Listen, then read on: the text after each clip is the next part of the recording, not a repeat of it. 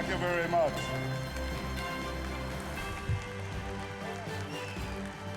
Thank you. Thank you. Thank you.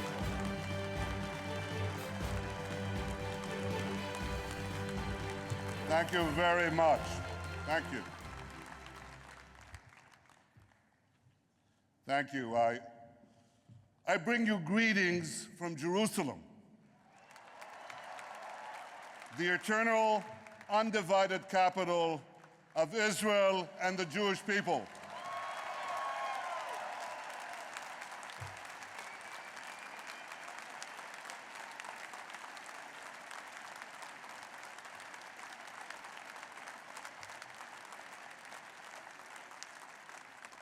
I want to thank all of you for working so tirelessly to strengthen the alliance between Israel and America.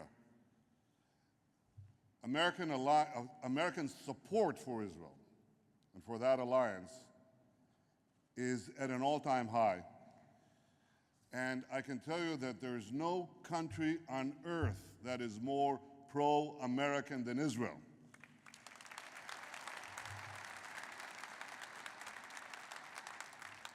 So I want to thank the leaders of AIPAC, the officers of AIPAC, the 14,000 delegates of AIPAC, the members of Congress, the members of the Israeli government, Tzipi Livni, Limor Livnat, Yuval Steinitz, Deputy Minister Elkin, members of the Knesset, and our two able ambassadors, the ambassador of Israel to the United States, Ron Dermer, and the ambassador of the United States to Israel, Dan Shapiro, and our UN ambassador, Ron Prosor.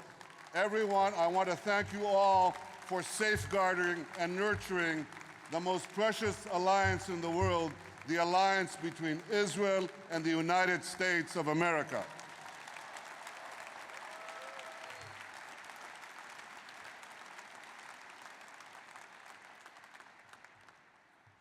My friends, I've come here to draw a clear line. You know that I like to draw lines, especially red ones. But the line I want to draw today is the line between life and death, between right and wrong, between the blessings of a brilliant future and the curses of a dark past. I stood very close to that dividing line 2 weeks ago. I visited an Israeli army field hospital in the Golan Heights. Now, that field hospital wasn't set up for Israelis. It was set up for Syrians.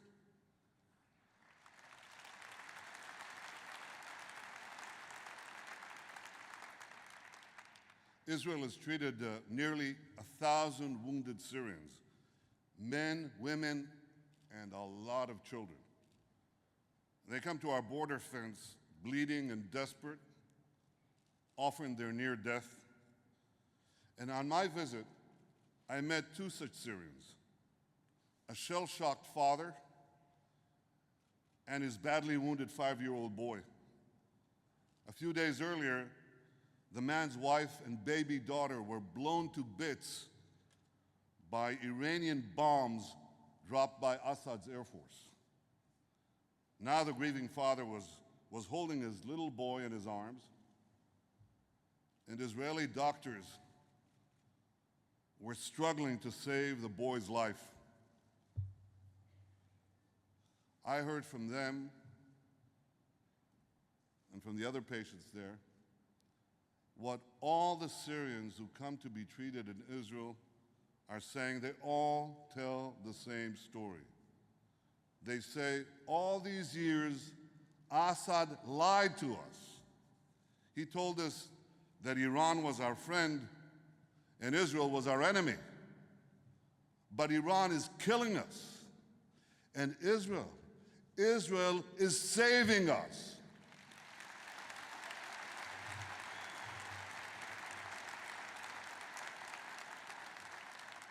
those Syrians discovered what you've always known to be true. In the Middle East, bludgeoned by butchery and barbarism, Israel is humane. Israel is compassionate. Israel is a force for good.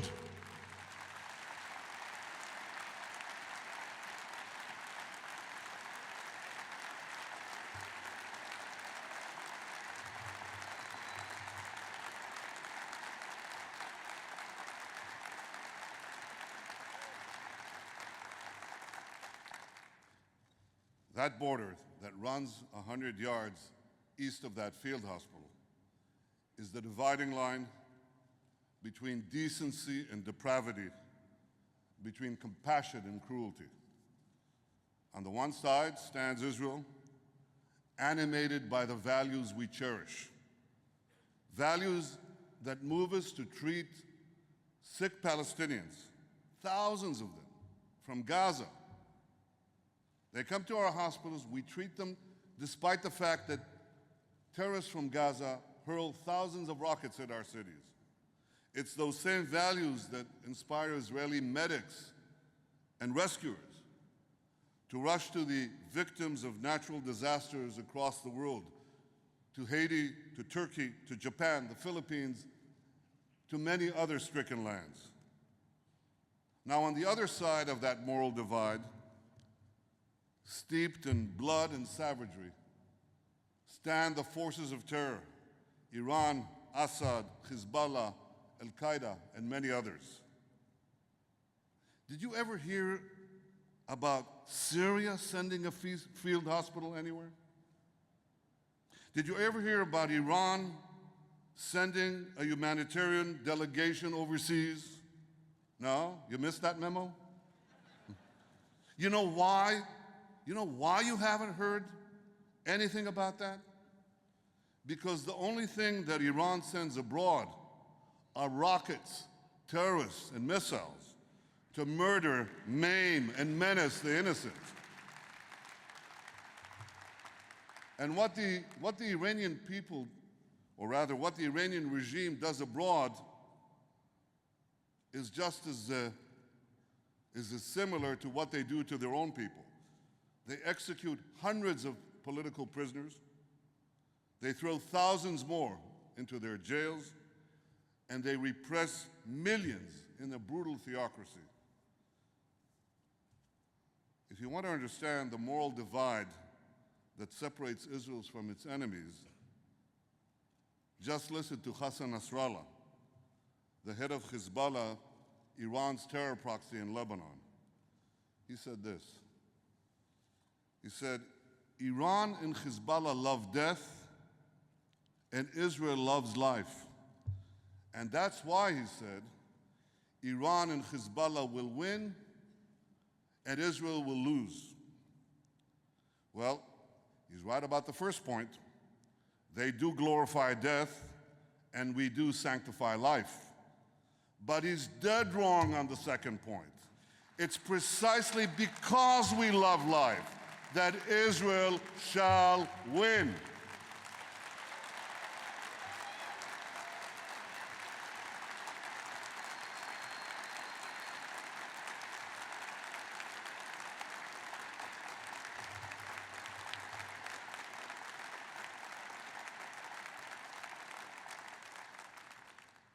In the past year, Iran's radical regime has tried to blur this moral divide.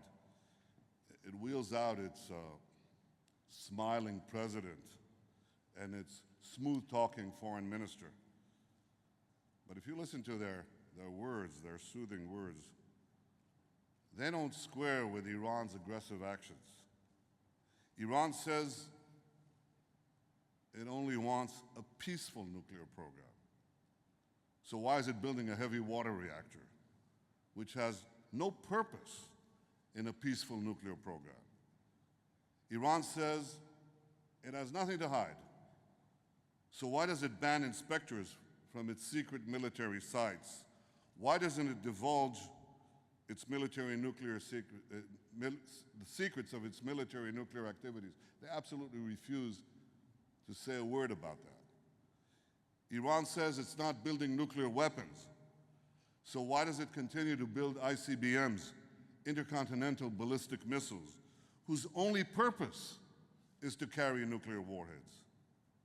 See, unlike Scud missiles that are limited to a range of a few hundred miles, ICBMs can cross vast oceans, and they can strike right now, or very soon, the eastern seaboard of the United States, Washington, and very soon, after that, everywhere else in the United States, up to LA.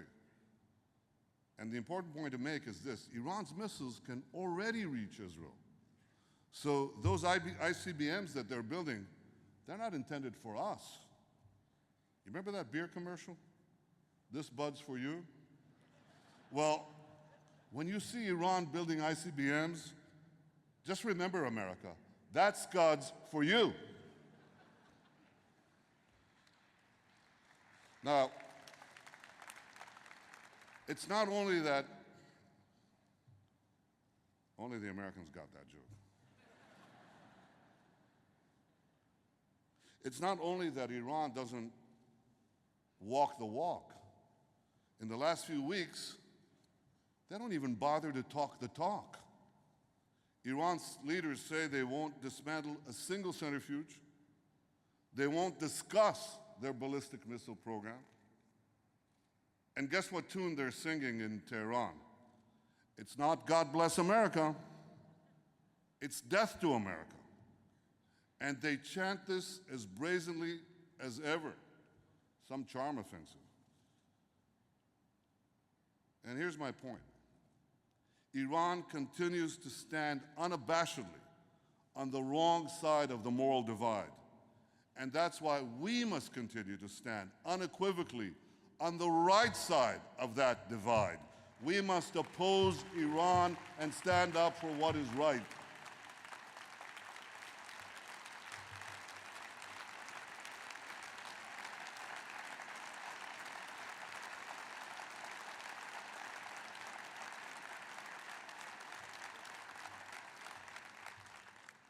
My friends, yesterday I met with President Obama, with Vice President Biden, with Secretary Kerry, and with the leaders of the U.S. Congress. We had very good meetings. I thank them for their strong support for Israel, for our security, including in the vital area of missile defense. I said that the greatest threat to our common security is that of a nuclear-armed Iran. We must prevent Iran from having the capability to produce nuclear weapons. And I want to reiterate that point. Not just to prevent them from having the weapon, but to prevent them from having the capacity to make the weapon. That means we must dismantle Iran's heavy water reactor and its underground enrichment facilities. We must get rid of Iran's centrifuges and its stockpiles of enriched uranium. And we must insist that Iran fully divulge the military dimensions of its nuclear program. Now, 17 countries around the world have peaceful nuclear energy programs. They're doing this without spinning centrifuges, without enriching uranium, without operating heavy water facilities, and without conducting military nuclear research. You know why Iran insists on doing all these things that the other peaceful countries don't do?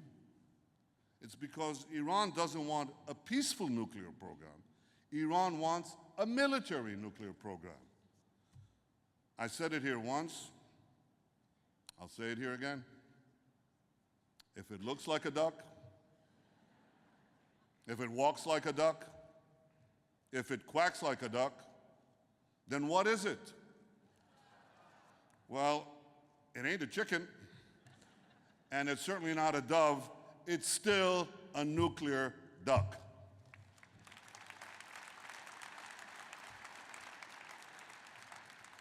Well, unfortunately, the leading powers of the world are talking about leaving Iran with the capability to enrich uranium.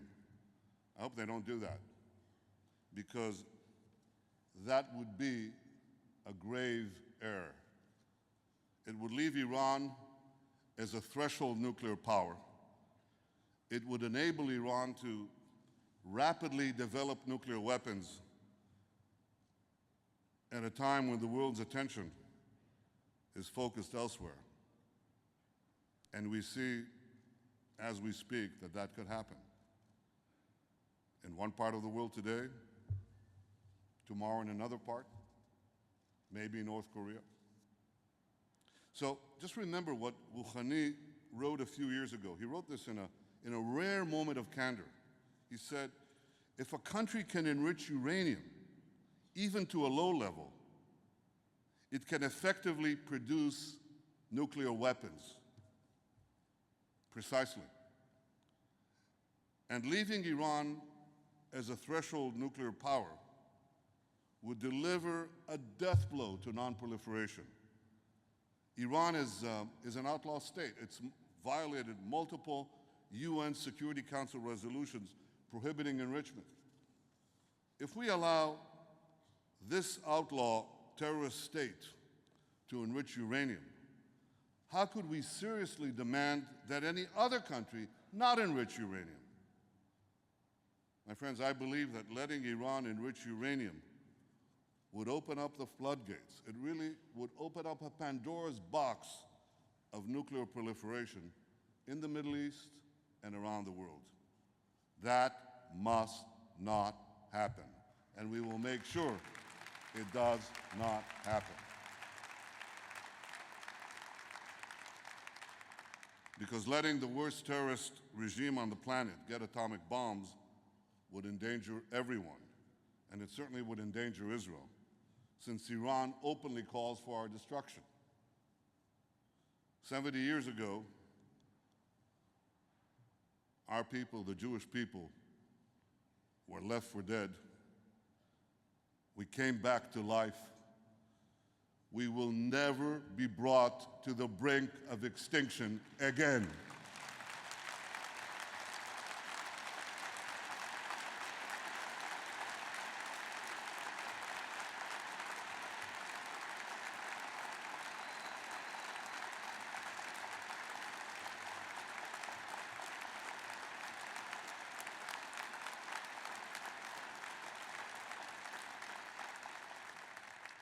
As Prime Minister of Israel, I will do whatever I must do to defend the Jewish state of Israel.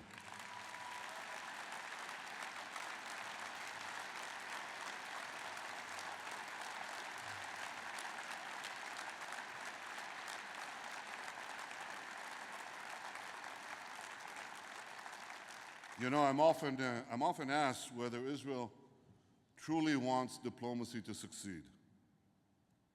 And my answer is, of course we want diplomacy to succeed, because no country has a greater interest in the peaceful elimination of the Iranian nuclear threat. But this threat will not be eliminated by just any agreement, only by an agreement which requires Iran to fully dismantle its military nuclear capability.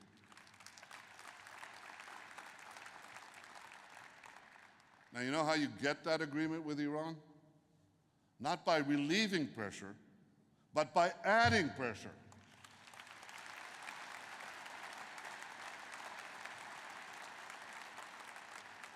Pressure is what brought Iran to the negotiating table in the first place. And only more pressure will get them to abandon their nuclear weapons program.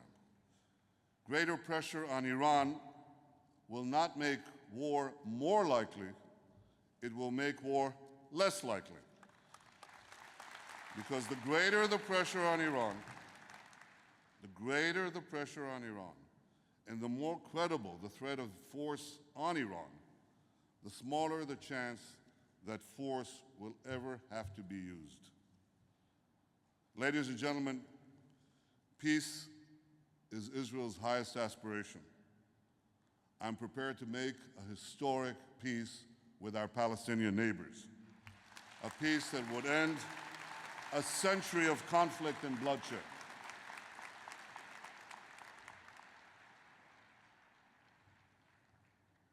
Peace would be good for us. Peace would be good for the Palestinians. But peace would also open up the possibility of establishing formal ties between Israel and leading countries in the Arab world. Many Arab leaders, and believe me, this is a fact. It's not a hypothesis, it's a fact. Many Arab leaders today already realize that Israel is not their enemy. But peace with the Palestinians would turn our relations with them and with many Arab countries into open and thriving relationships.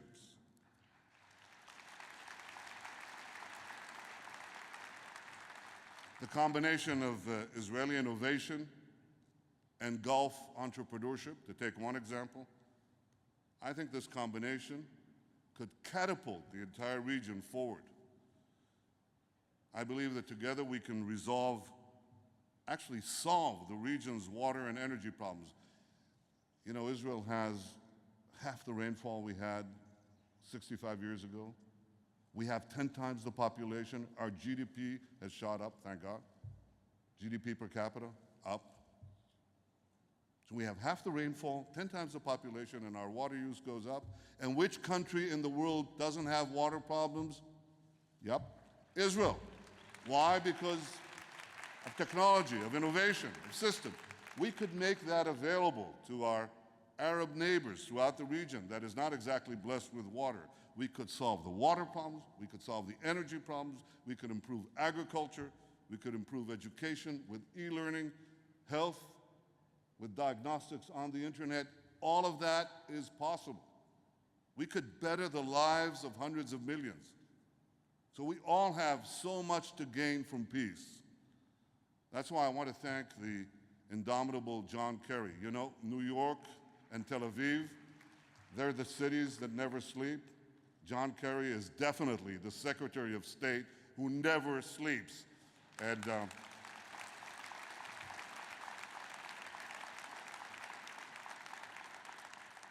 I've got the bags under my eyes to prove it.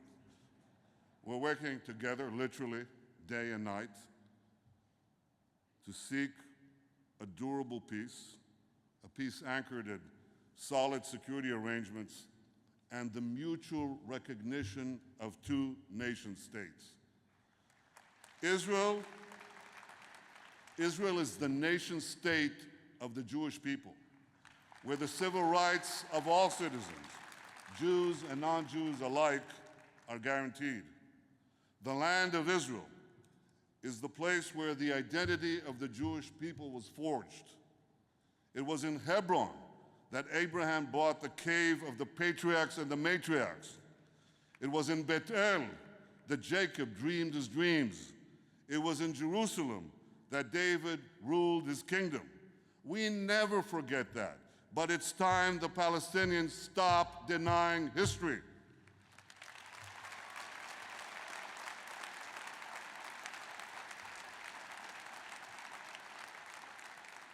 Just as Israel is prepared to recognize a Palestinian state, the Palestinians must be prepared to recognize a Jewish state.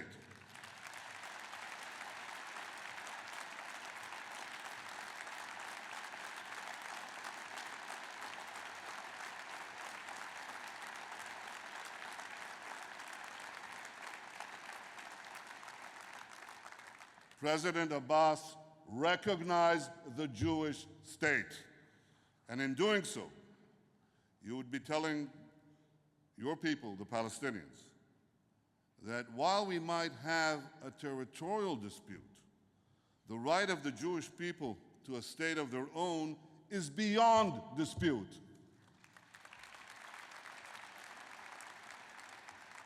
You would be telling Palestinians to abandon the fantasy of flooding Israel with refugees or amputating parts of the Negev and the Galilee.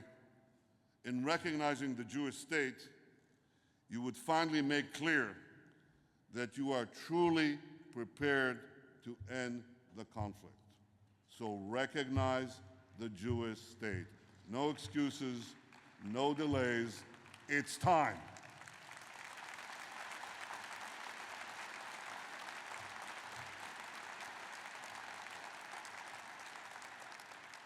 Now, my friends, it may take years, it may take decades for this formal acceptance of Israel to filter down to all layers of Palestinian society. So if this peace is to be more than a brief interlude between wars, Israel needs long-term security arrangements on the ground to protect the peace and to protect Israel if the peace unravels. You see, those security arrangements would always be important, but they're even more important and critical today when the entire Middle East is unraveling. 3 years ago, our region was a very different place. Can anyone sitting here, anyone listening to us, can anyone tell me and be sure what the Middle East will look like 5, 10, 20 years from now?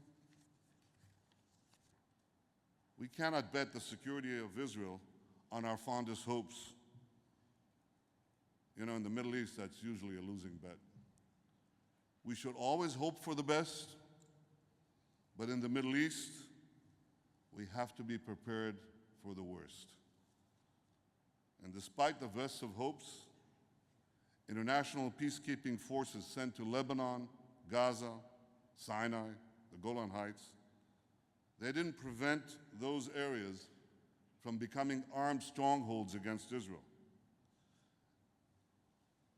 If we reach an agreement, as I hope, with the Palestinians, I don't delude myself. That peace will most certainly come under attack, constant attack, by Hezbollah, Hamas, Al-Qaeda, and others. And experience has shown that foreign peacekeeping forces, well, that they keep the peace only when there is peace. But when they're subjected to repeated attacks, those forces eventually go home.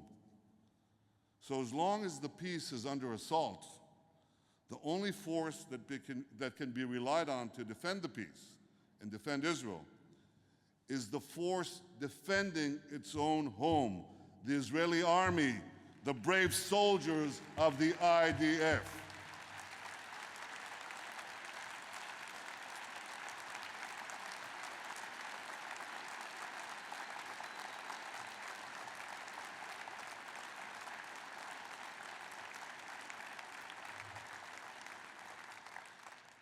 I'm going to reveal to you a secret. This position may not win me universal praise.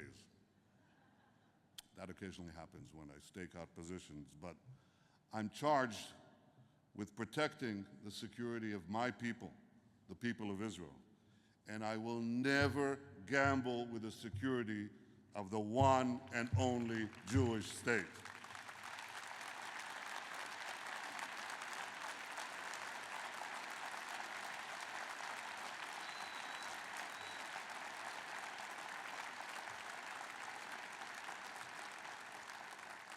So as we work in the coming days, in the coming weeks, to forge a durable peace, I hope that the Palestinian leadership will stand with Israel and the United States on the right side of the moral divide, the side of peace, reconciliation, and hope. Well, you can clap. You want to encourage them to do that. I do, and I know you do too. Thank you. My friends, one movement that's definitely on the wrong side of the moral divide is the movement to boycott Israel, the so-called BDS. That movement will fail. Let me tell you why.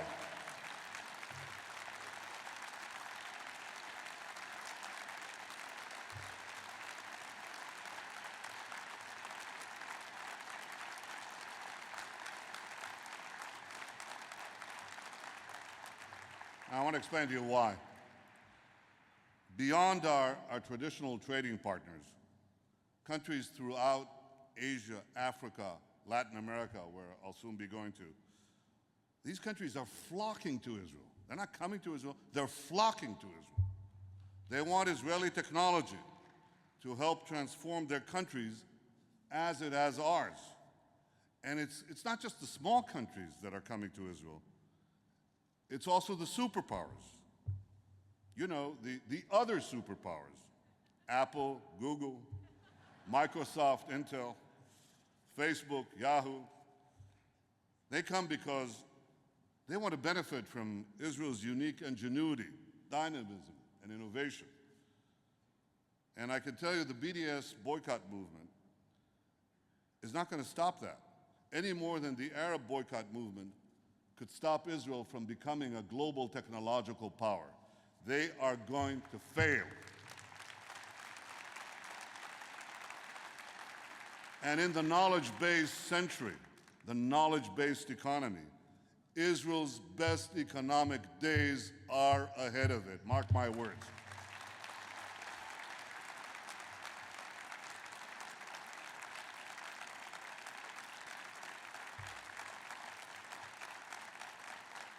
Now wait. I don't want you to get complacent. Because the fact that they're going to fail doesn't mean that the BDS movement shouldn't be vigorously opposed. They should be opposed because they're bad for peace and because BDS is just plain wrong.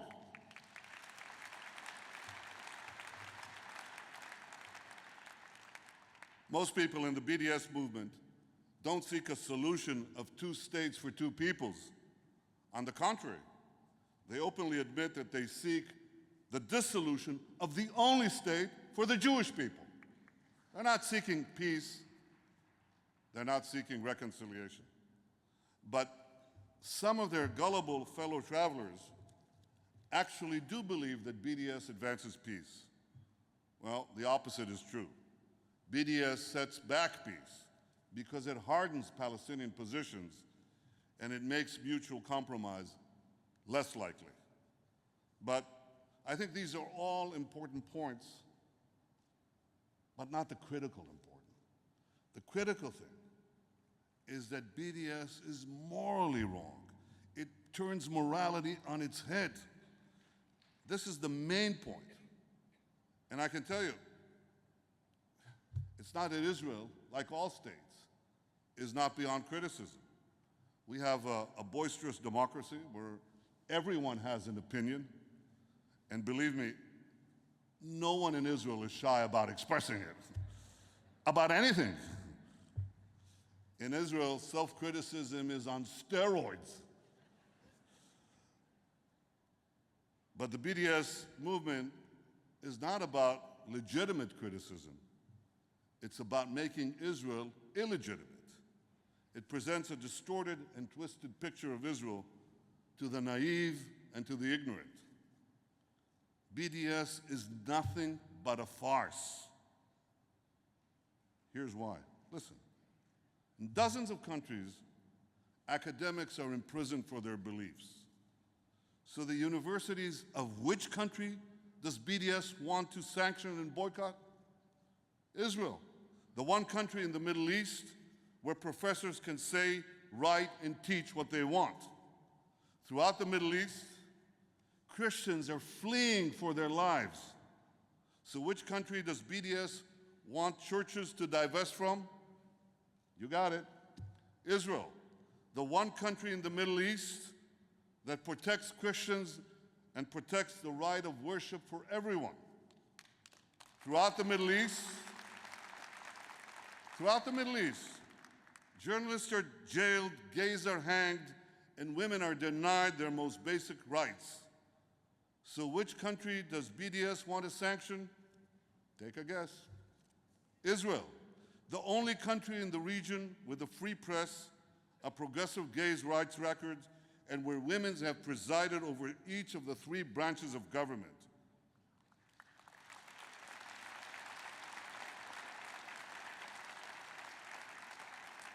Now, when you hear this, and anybody can verify this, so you have to wonder, how could anyone fall for the BS in BDS? How can they fall for this? Well, you shouldn't be surprised.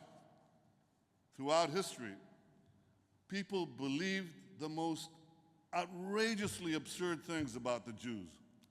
That we were using the blood of children to bake matzahs, that we were spreading the plague throughout Europe, that we were plotting to take over the world.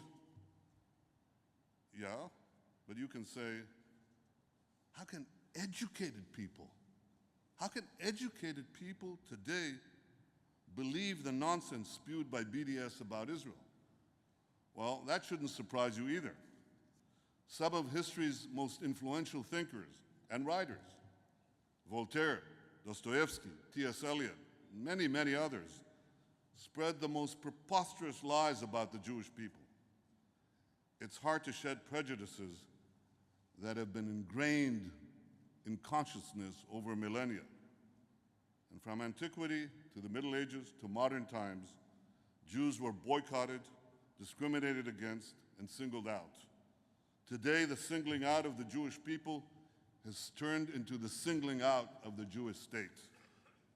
So you see, attempts to boycott, divest, and sanction Israel, the most threatened democracy on earth, are simply the latest chapter in the long and dark history of anti-Semitism.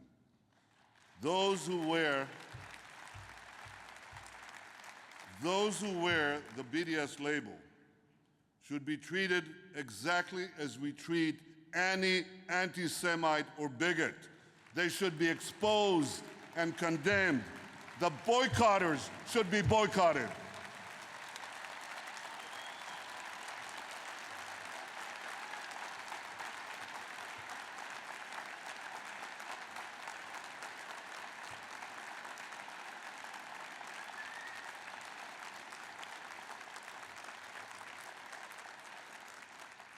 Everyone should know what the letters BDS really stand for: bigotry, dishonesty, and shame.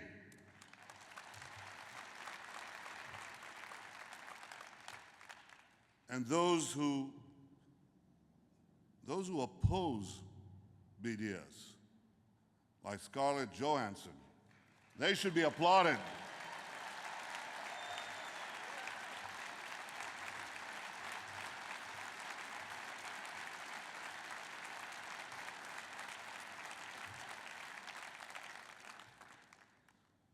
Scarlett, I have one thing to say to you. Frankly, my dear, I do give a damn. And I know all of you give a damn, as do decent people everywhere who reject hypocrisy and lies and cherish integrity and truth. My friends, on behalf of the people of Israel, I bring you a message from Jerusalem, the cradle of our common civilization, the crucible of our shared values. It's a message from the Bible. החיים והמוות נתתי לפניך, הברכה והקללה, ובחרת בחיים, למען תחיה אתה וזרעך. I have put before you life and death, the blessing and the curse. Choose life so that you and your offspring may live. Ladies and gentlemen, my friends, never forget, America and Israel stand for life. We stand together on the right side of the moral divide. We stand together on the right side of history. So stand tall, stand strong, stand proud.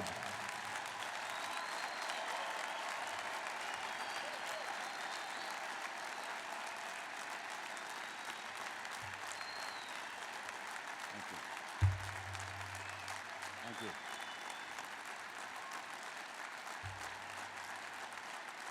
Thank you. Thank you.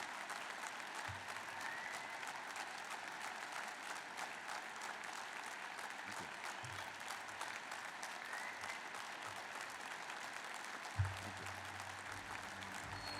Thank you very much. Thank you all. Keep doing a great job. Thank you.